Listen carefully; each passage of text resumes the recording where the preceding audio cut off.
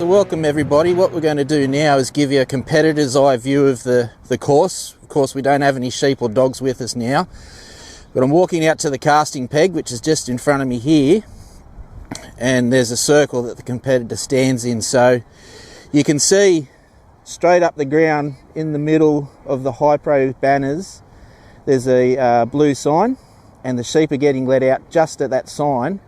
So what you want to see when the sheep are coming down for your perfect points is the sheep come down in a straight line. So if they're over to the left or to the right a little bit, I still want the sheep to come to me in that nice straight line. And just around me here, there are some markers that are 9 meters away. So for that perfect run again, as the sheep come to me in a straight line, they'll be within that 9 meter arc around me, and they must come down my left hand side of the casting peg around the back, and just directly behind me there's a 9 meter marker called the balance point. The sheep must cross that line between the casting peg and the balance marker to be considered delivered, and then I can get on my way.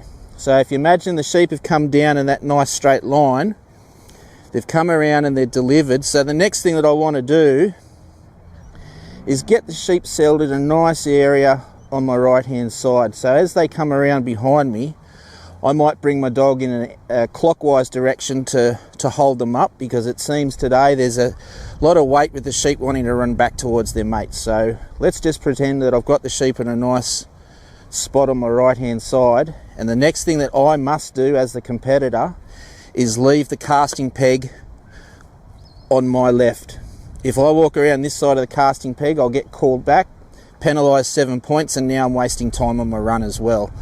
So I'm going to leave the casting peg on the correct side, and we're going to go down the first Australian carry. So as we're walking down, ideal points would be the sheep are here all the time. If they go outside those markers to my right, to the left, that's going to cost me a point or more, depending how far away they run.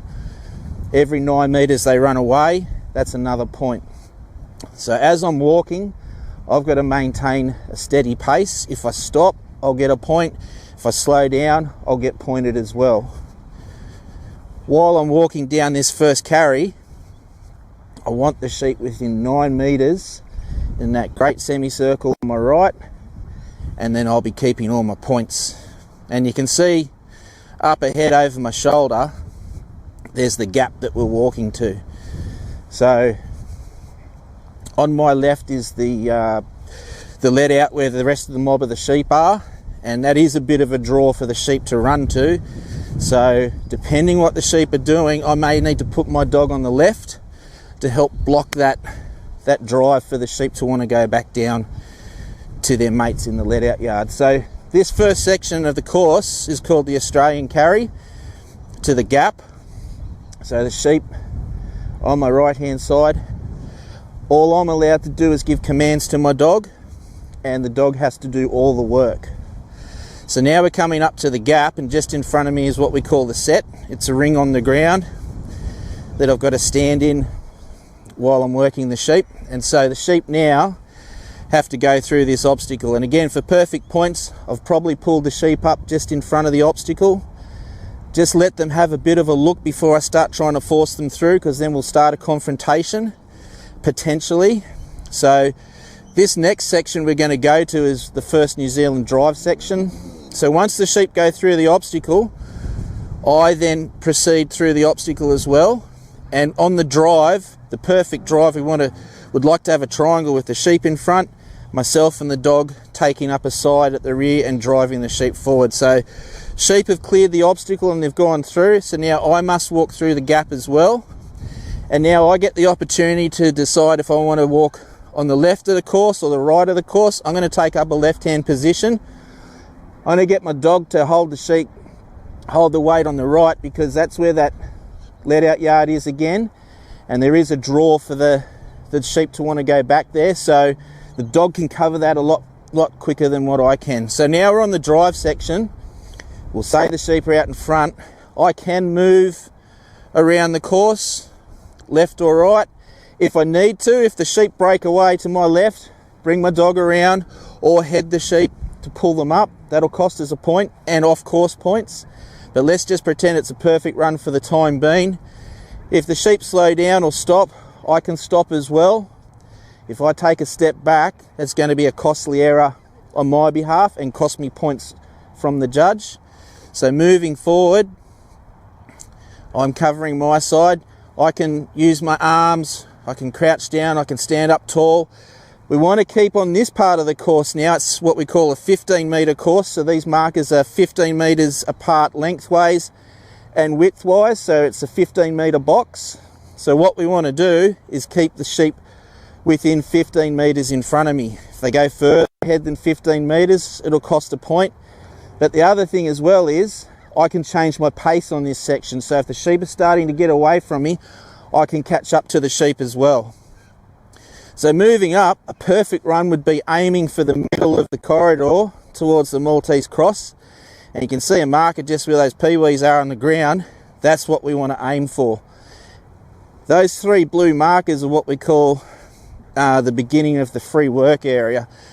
So once all three sheep have entered that spot,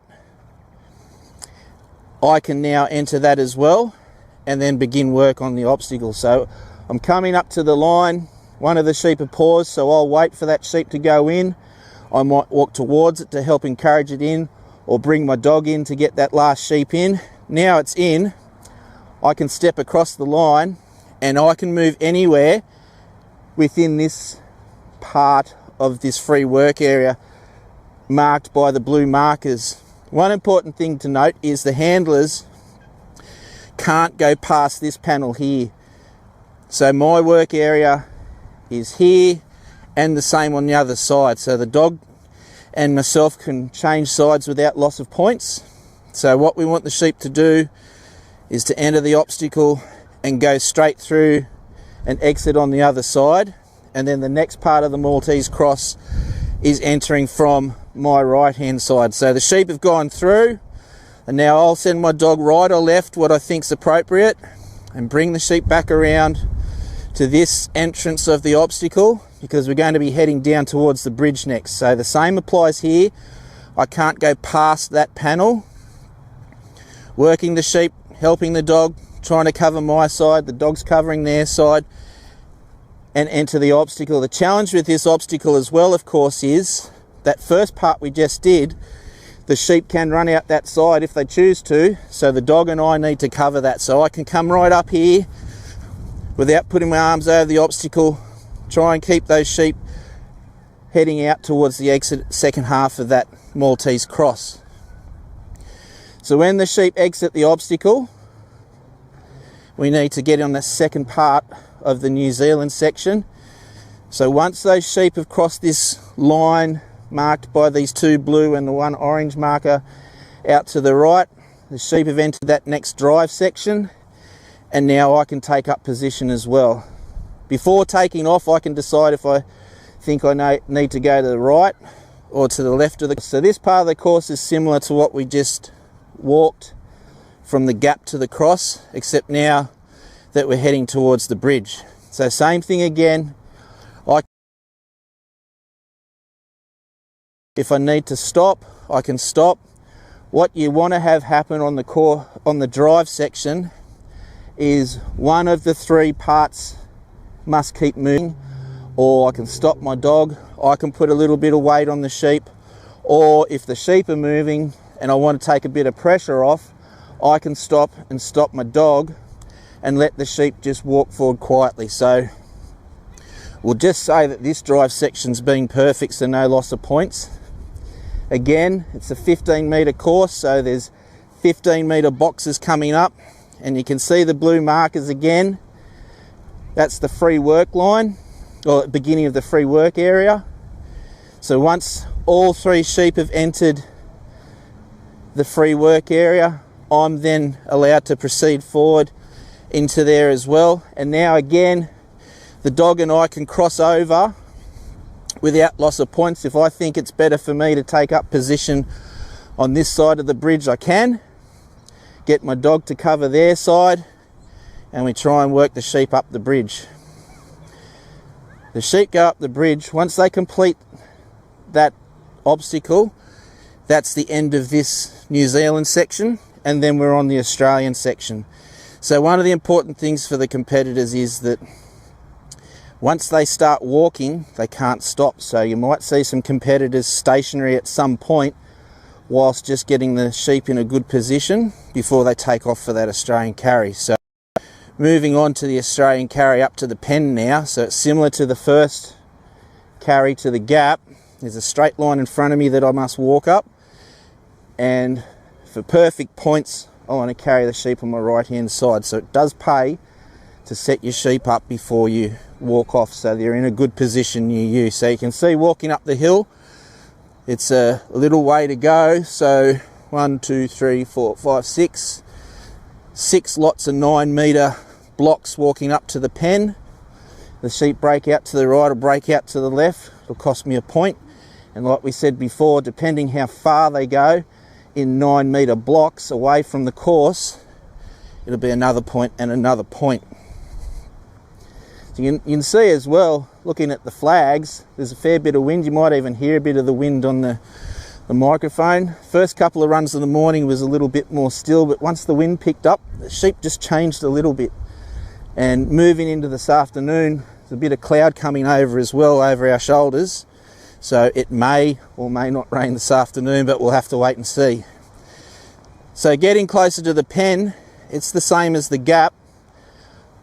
There's a ring that I have to step in, complete the obstacle to finish my walk before I finish the course by closing the gate on the pen. So coming up to the pen, there is a bit of a gap between myself and the edge of the gate, and like's happened today and lots of other dog trials, if the sheep get a little sniff through this gap, sometimes they'll run through, and that'll cost us a point or more.